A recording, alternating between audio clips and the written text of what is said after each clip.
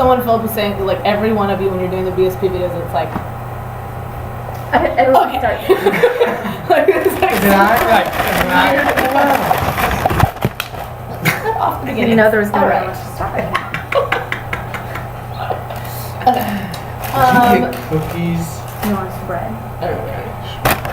Is that what you got over there? Okay, sorry. Using the ABCs of behavior to teach. So we've already gone over a general review of what the ABCs of behavior are. So now we're going to learn about how we use them here to teach skills. So much of what you do as a therapist actually involves your client learning new skills, which makes you just as much a teacher as a therapist.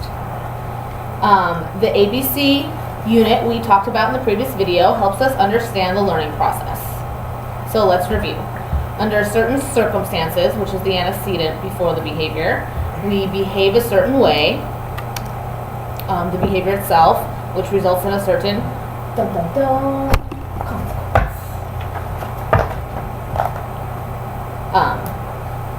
There are different types of consequences, and these consequences affect whether we will do that behavior again.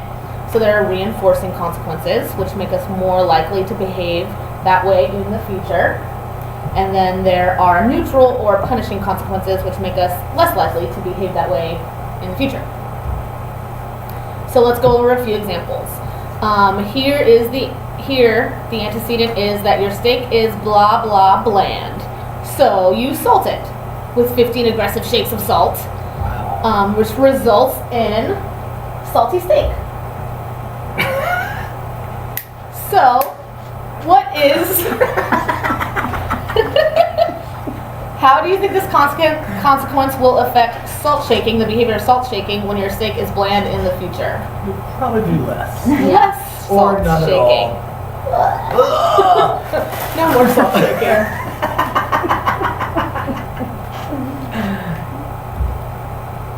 So now we have a friend that asks you for a favor as the antecedent, and then you doing the favor as the behavior, and your friend showing their sincere appreciation is the consequence. Thanks, buddy. Thanks, buddy.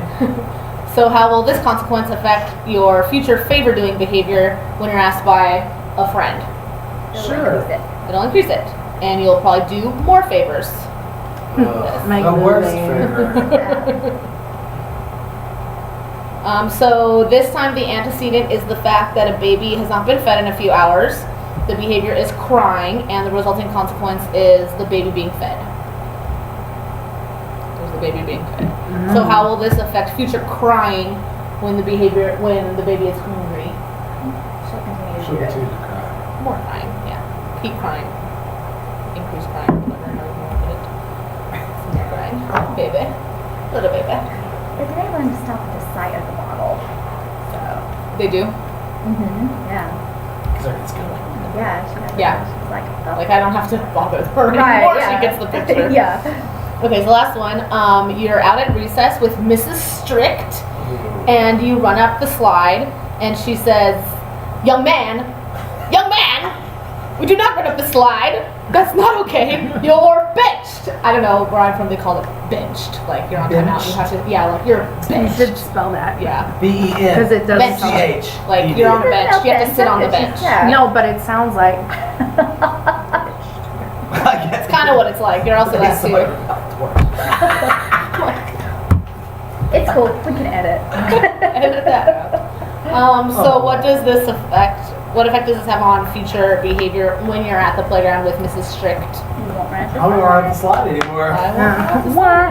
You might, because kids thinking about it. It is a very big slide. Giant. That little girl's probably real scared. Because in the summertime, They're it the good was ones. horrible and they were so hot. And they're You'd like burn your Burning butt. hot. It's like, Yeah. But burning hot. And your hands smell. metal. Yeah.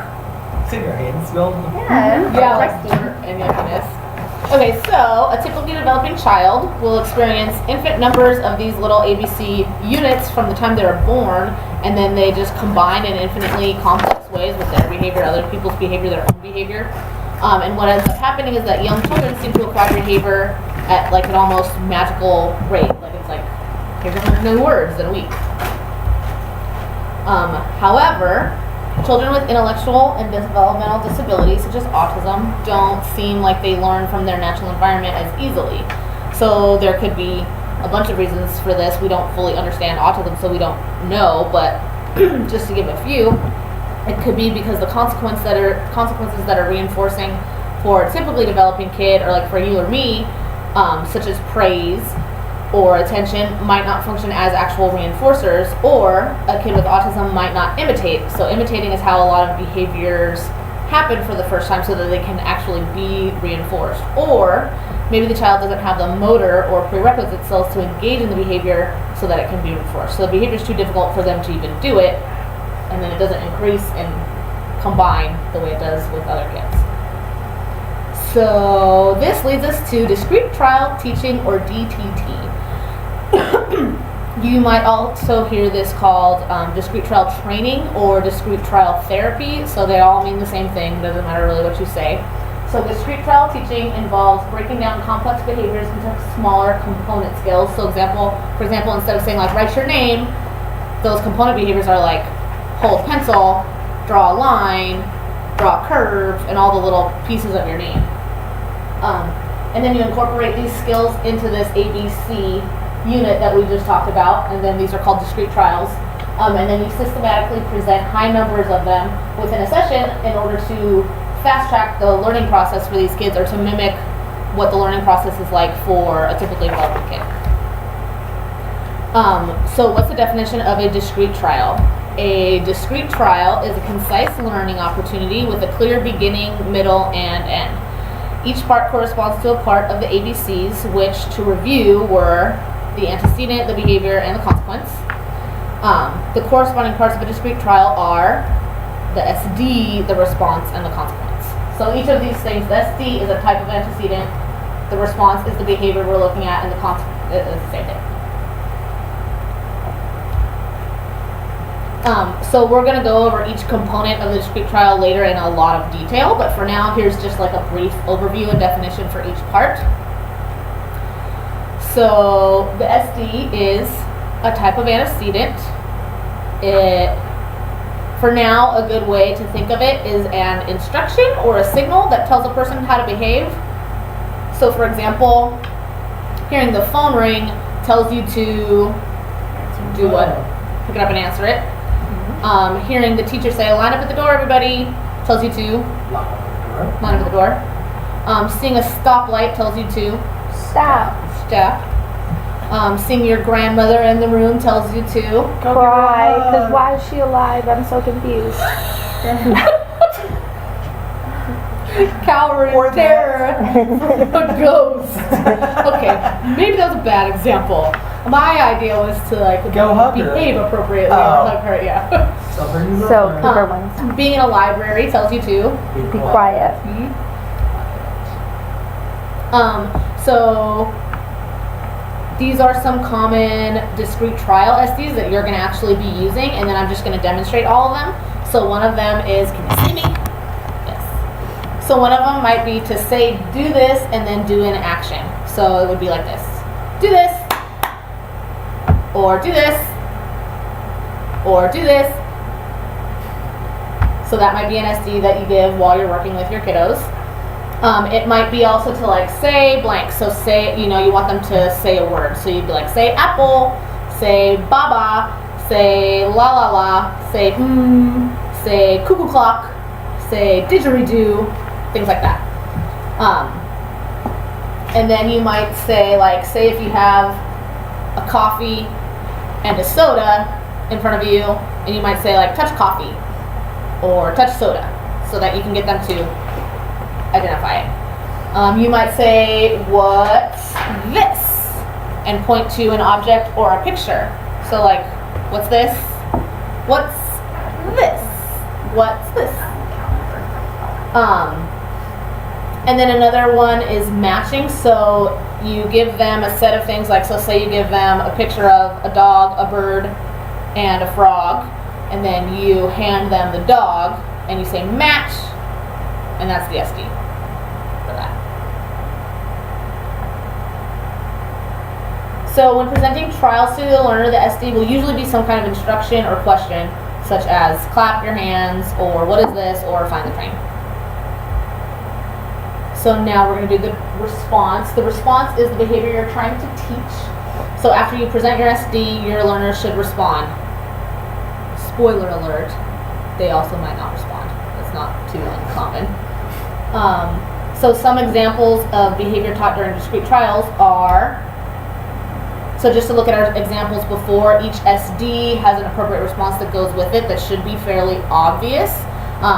So when you say do this and do something, like do this, the learner imitates your action. And that's the response that goes with that SD. If you say apple, apple, and then they repeat what you said. If you say touch the coffee, touching it is the response. If you say what is, they can't see the computer in the thing. What's this? Water bottle. Like they name the object. And then if you say match, you want them to somehow indicate which one is the match, like touch the match or put it on top of it.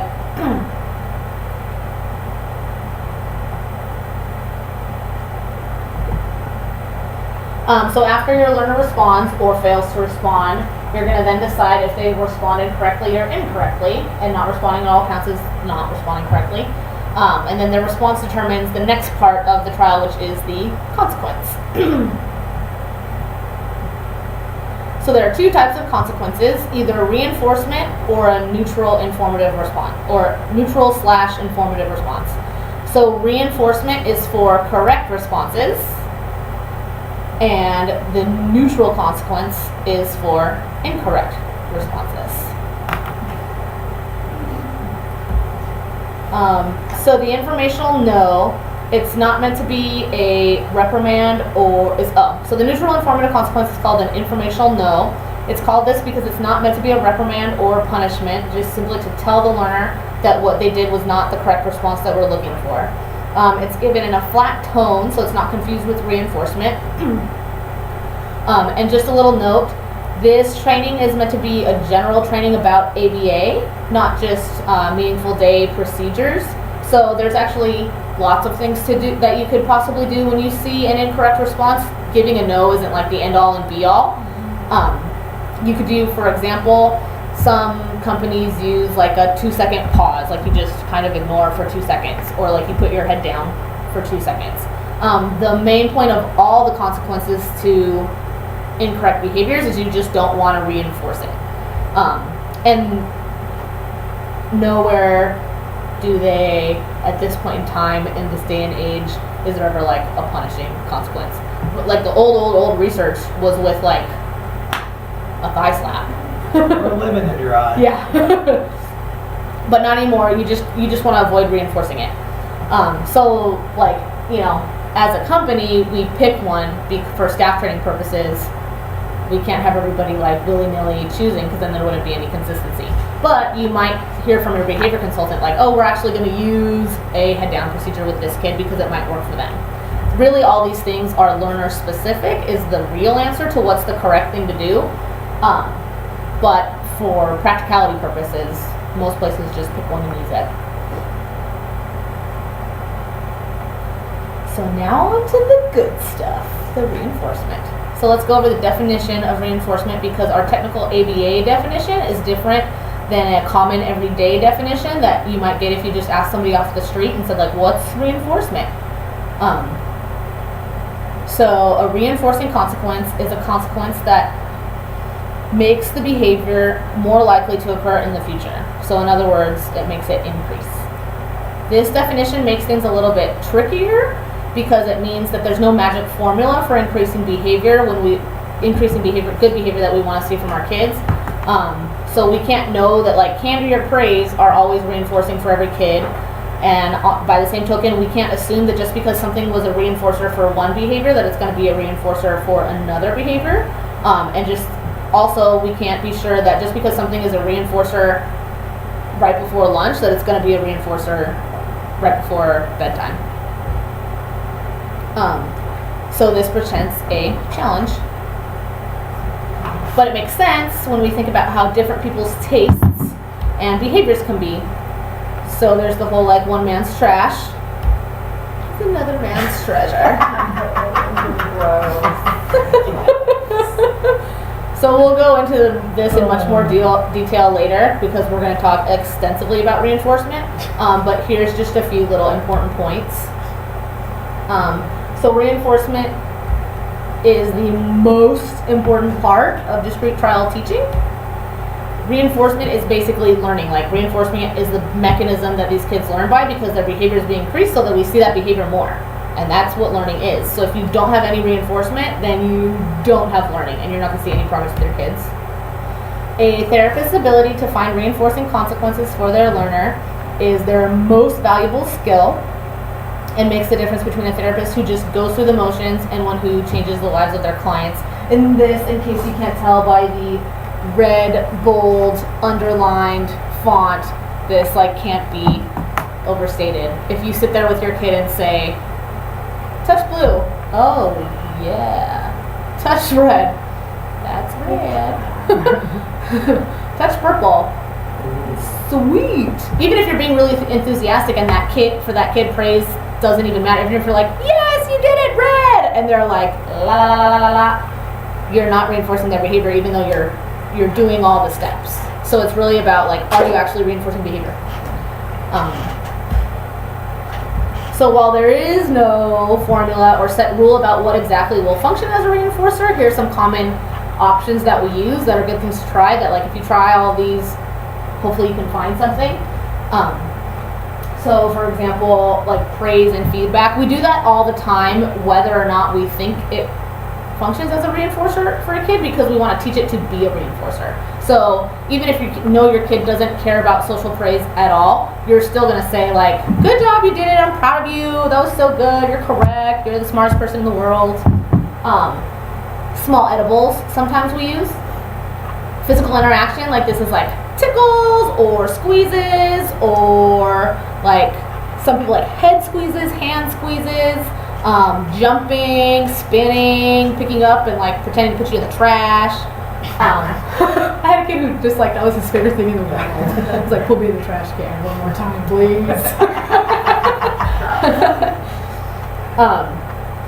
Tokens or points towards a bigger prize because in discrete trials the pace is fast. So if the big reinforcer is like time on the computer, we can't give you 30 minutes of time on the computer in between.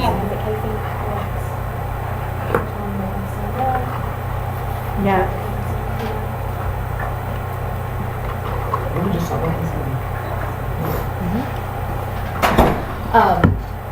So it's immediately like.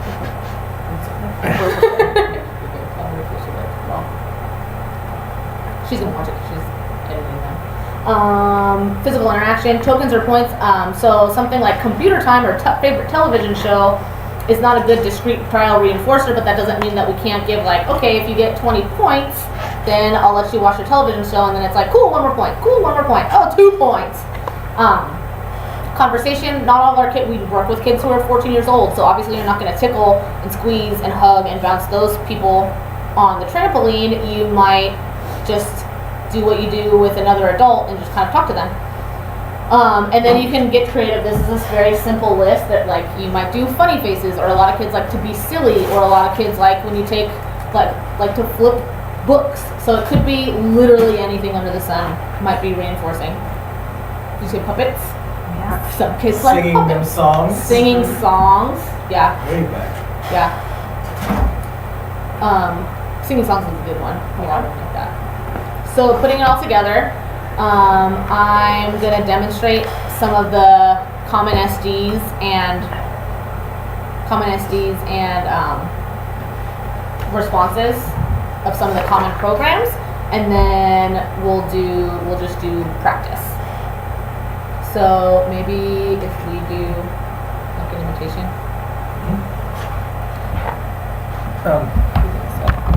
What do you mean? Can you do an imitation with it? I'm sorry. You're just closer. And then just do don't get more than 2 wrong in a row. Because we're not doing prompting yet. Okay, so what? Like just do rights and wrongs. Okay. but not. So get it right, get it wrong. Yeah, you can. I mean, you can do. She's not gonna do it, no prompt. Yeah, yeah, because we're just like basic trial. Okay. We haven't got the prompting skills yet. Yes.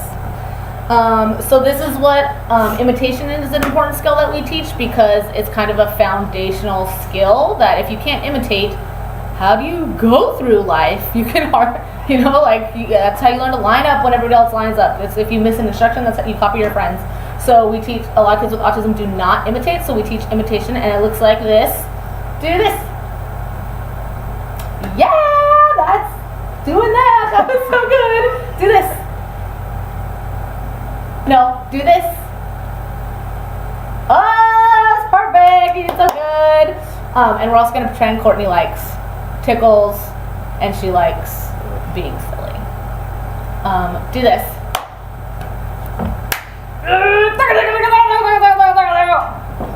Do this. No, do this. Whoop. Do this. No, do this. Yep, that's it. That's perfect. So that's what that looks like. Instructions, we also teach like following simple instructions. Some kids with autism, it's like you would never know that anyone is in the room talking to them, like they don't respond at all. So sometimes we teach just responding to simple instructions, like for example, touch your nose. Woo woo, that's good job, touch your nose. Touch your eyes. No, touch your eyes. Yes, touch your eyes. Touch your ears. Monster's gonna come get you. Put your arms up. No, put your arms up. No, put your arms. Yeah, there you go. Clap. Woo woo! Good job, Courtney. So that's what that looks like. Sometimes you teach to identify objects. So, by what you say. Oh, you can't see. So this looks like.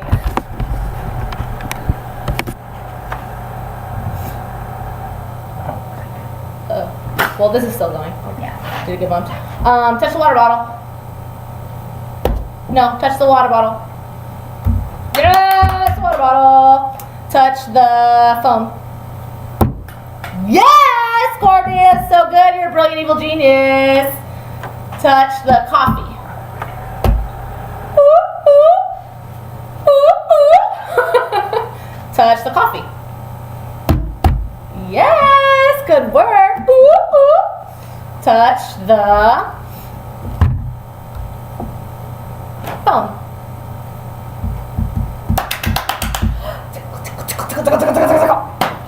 Okay. We also do teaching to say name objects. So that would look like,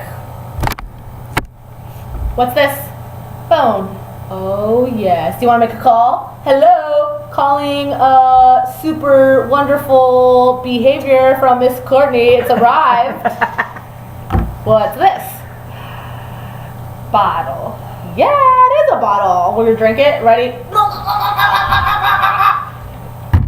What is this? Phone. Yeah, Courtney, give me a high five. Whoop. And a tickle on the head. What's this? Cup. Yes, it is a cup. We'll go. Correct. Wait, that's what It is a cup. I feel like cup. You're not wrong. And then matching looks like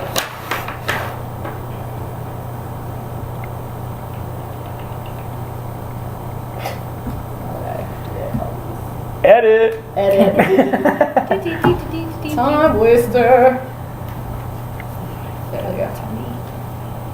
Alright.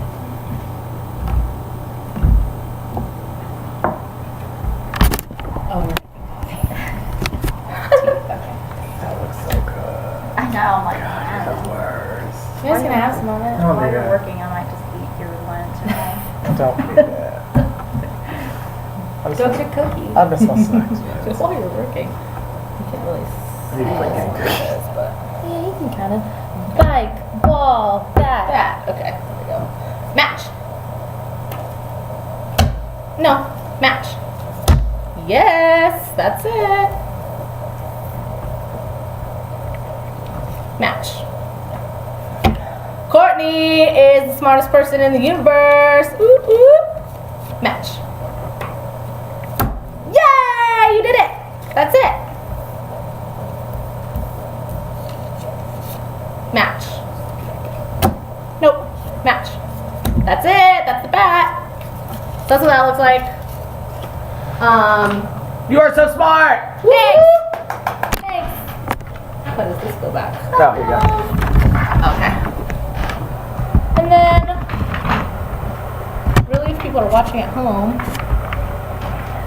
Match your own objects. yeah. I mean, we're gonna like have everybody practice, but this will just be a skill that we check off when we come around watching you, whatever. Because I don't think, I mean, like those were some of the common programs, and having everybody do it right now is kind of. Now we're going to switch that. into groups, and Yeah. you're going to practice. Yeah.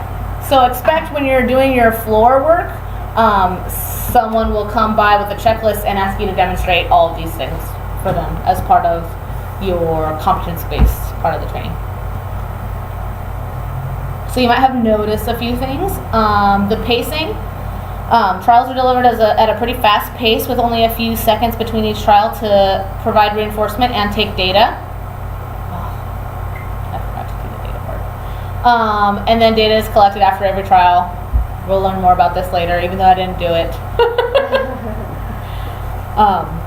We still won't worry about it later. So this pacing, this like fast pace, is what allows us to get those high number of learning opportunities that a typically developing kid has, and provide them for our learners. So just a little side note, our kids don't always do the behavior that we want them to do. For some of these are brand new behaviors, so they've never clapped before when someone has told them to clap, so why would they do it now? That's why we add a prompt, which is something that helps them do it. Like we might just hold their hands and help them clap. So just a little background for this method of teaching. This is a method of teaching that was developed based on the principles, which are the ABCs of ABA by Dr. Ivar Lovaas. Empirical support for the effectiveness of this type of intervention in the treatment of autism was first demonstrated by a 1987 study, which resulted in 47% of the treatment group achieving normal educational and intellectual functioning, and another 40% achieving significant improvement, which is pretty big because these were kids who were diagnosed with autism or at risk. So for nearly half of them to improve to the point where they were achieving normal educational and intellectual functioning is a big deal. And then several replications have been conducted and achieved similar results. And even since then, there's even more research where they have improved on those numbers. And then the treatment in the study involved 30 to 4 hours of discrete trial teaching per week provided to young children. And so the kids were like from 3 to 5. So that's just kind of important to know, you know, when we're treating a 14-year-old for 3 hours a week, we're not going to say like, this is what we're doing. We're doing, you know, discrete trial and it's based on these results of 40% improvement, when really we can't say that. But we are using those same strategies that have been demonstrated to be effective. So just, this is kind of what it looks like.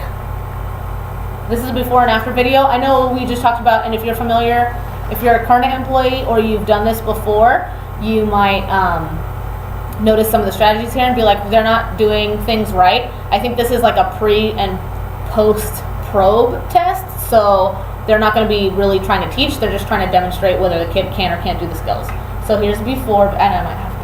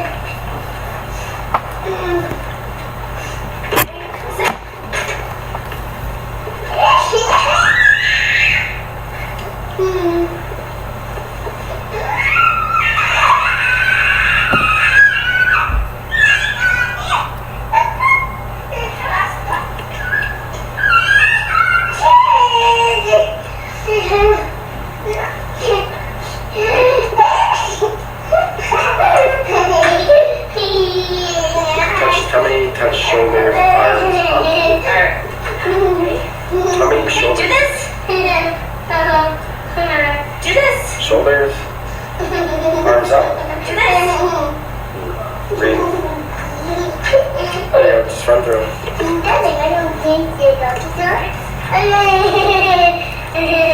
Arms up. Up, do this. Good job. Touch knees. Do this. So that's a before. And not exaggerating. That's what, Okay, what have you got there? I don't know what this is. It always automatically plays. When they're Next on one. YouTube, they go on to, yeah, to What's it? Right, lock it, lock it. And after. What's it? Right, lock it, lock it. Give me a hug. Okay, good job. Wave bye. Raise arms. Touch nose. Okay. Touch toes. Touch head. Touch tummy. Okay. Clap hands. Stomp feet. Touch nose. Okay. Touch shoulders.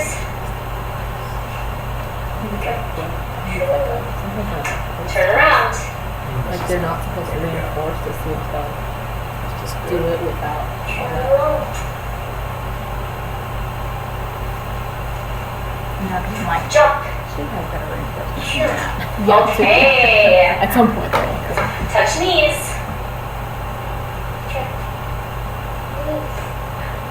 Touch ears. Blow. Yeah, you don't go. Yeah, you're not Okay. touching. Yeah.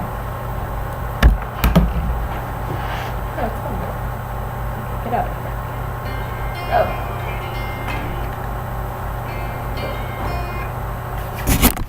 So there you go, and that is literally like that kind of rough early session. It really will look like that with a lot of our kids. But then if, like when we said before, if you don't have reinforcement, you don't have anything, that's how you get to the second video. It might not have looked like she was being really forcing, because she was just saying, okay, I got right. But I think that's because it was a pre and a post test, so she's not trying to teach in that moment. She's just trying to demonstrate, you know, before and after. But yeah, hopefully that's very exciting, because that's what you're going to be doing. The end.